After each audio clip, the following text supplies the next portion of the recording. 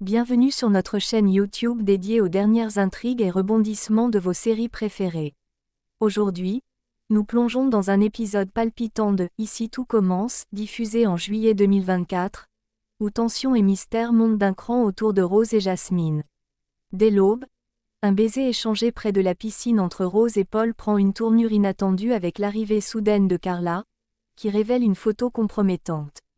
Les armes découvertes dans le bureau de leur hôte ouvrent la porte à des secrets inavoués et des tensions sous-jacentes. Suivez-nous alors que nous explorons les liens complexes entre personnages, les dangers qui les guettent et les secrets enfouis qui commencent à refaire surface. Ne manquez pas notre analyse détaillée et restez avec nous pour découvrir comment ces révélations affecteront la vie à l'Institut et mettront en lumière des vérités cachées. Abonnez-vous pour plus de contenu et n'oubliez pas de cliquer sur la cloche pour recevoir les notifications de nos dernières vidéos. Prêt à plonger au cœur du mystère? C'est parti. Dès l'aube, Rose et Paul se trouvent près de la piscine, évoquant le baiser échangé la veille, lorsque soudain, Carla arrive précipitamment pour leur révéler une photo montrant des armes dans le bureau de leur hôte. Ce dernier les rassure en expliquant que ces armes sont un héritage familial et qu'elles ne représentent aucun danger. Pour dissiper tout doute, il leur propose une visite détaillée de son bureau. Rose comprend la situation et ne lui en tient pas rigueur pour la possession de ses armes. Plus tard, restée seule avec Carla, l'hôte lui montre la caméra de surveillance installée et la pousse à modifier son comportement, soulignant l'importance de la discrétion dans son foyer. Peu de temps après avoir découvert les armes, Carla partage ses inquiétudes avec Bérénice.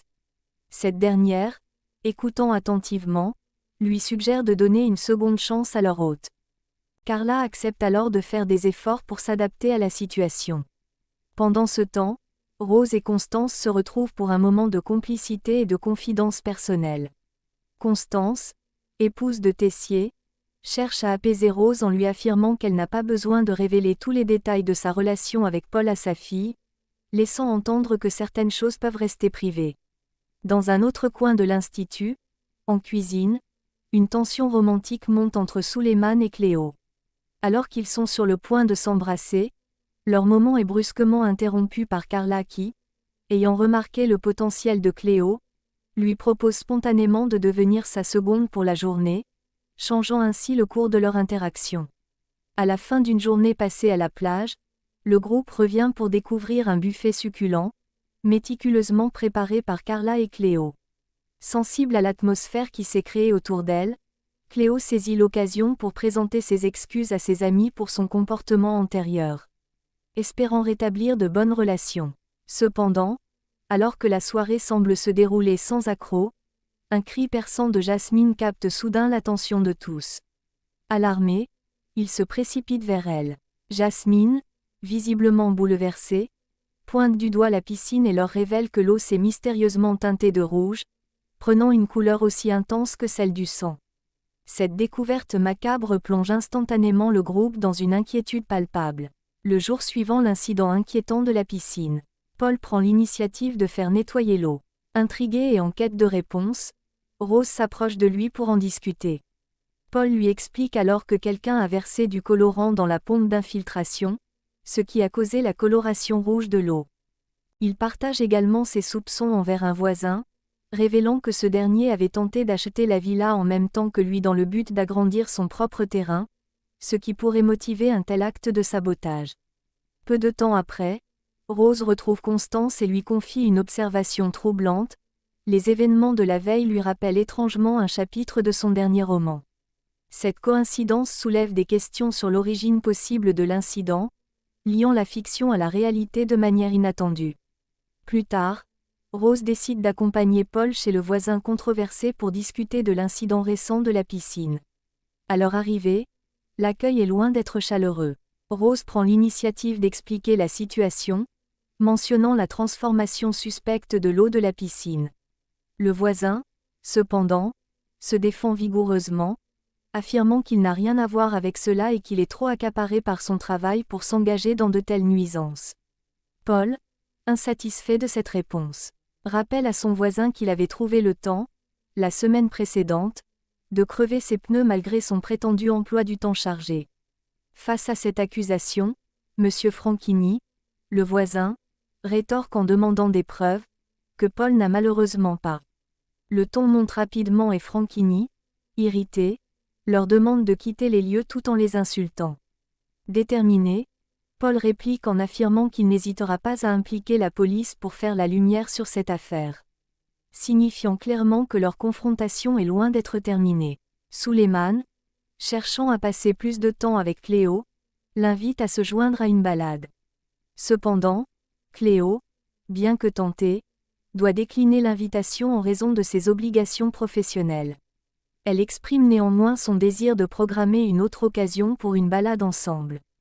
Toutefois, son attitude envers Suleiman change brusquement lorsqu'elle aperçoit ses parents à proximité, adoptant une posture plus réservée et distante avec l'étudiant, révélant peut-être la pression ou les attentes familiales pesant sur elle. Pendant ce temps, Bérénice explore la bibliothèque de Paul et découvre avec surprise l'ensemble des romans écrits par Rose. Intriguée par la relation entre Rose et Paul, elle interroge Constance sur la façon dont ils se sont rencontrés. Constance lui révèle alors une information surprenante: au moment de leur rencontre, Paul ignorait totalement que Rose était une romancière. Cette révélation suggère que leur connexion initiale pourrait avoir été fondée sur des affinités personnelles plutôt que sur la notoriété ou les accomplissements professionnels de Rose. Bérénice, troublée par sa découverte, se précipite pour partager ses inquiétudes avec Carla. Elle explique que le 7e chapitre du dernier roman de Rose dépeint une scène où une piscine est remplie de sang. Un détail troublant qui ressemble étrangement à l'incident récent de la piscine. Bérénice devient de plus en plus convaincue que cet acte n'est pas une simple coïncidence mais un geste malveillant de la part de Paul. Elle exprime sa crainte que Rose puisse être la cible de leur hôte et suggère que la sécurité de Rose pourrait être en danger. Cette théorie pousse Bérénice à penser que Paul pourrait utiliser des éléments des romans de Rose pour orchestrer ou simuler des situations réelles, plaçant ainsi Rose dans une position vulnérable et potentiellement dangereuse.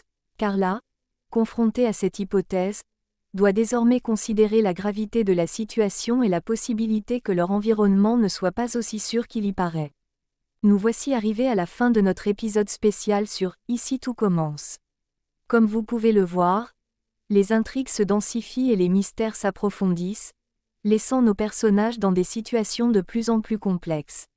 Que pensez-vous des révélations de cet épisode?